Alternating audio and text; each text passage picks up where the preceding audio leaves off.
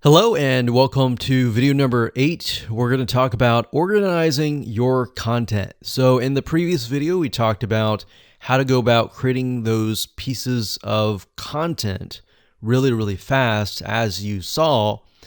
Now I'm going to show you how to organize the content into what we call collections by using getStencil.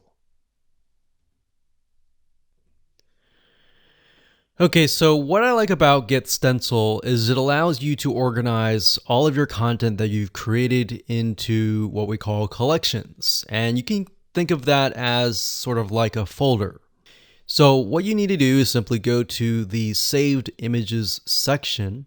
And up at the top here, you want to click this link here, click on collections, and then of course create collection. So you can create a collection, you can name it, click create collection, and that's it.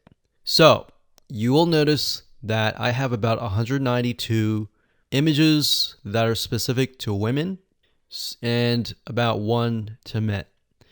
Now, in order to add an image to the collection, all you have to do is highlight the image. So for example, this image is not part of a collection.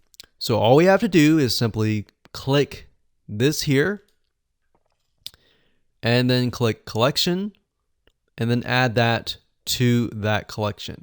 So in this case, we'll select this, and it adds it straight away to this section. So now that you understand how to organize the content, we're going to talk about auto scheduling in the next video. But before we do that, I want to show you how to sort of manually post to social media sites inside of getStencil. So what you can do is you can go to your account here. You can go to settings, and then you can connect your account to Facebook and other social media sites that are within getStencil.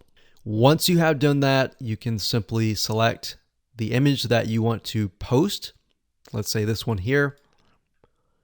We can click share. And as you can see, you can post it manually to Facebook, to Twitter, to Pinterest, to all these other social media sites.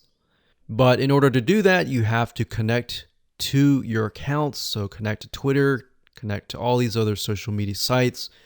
So all you need to do is simply find the social media site that you want, find the image, click share, and it'll automatically post that to that particular social media site.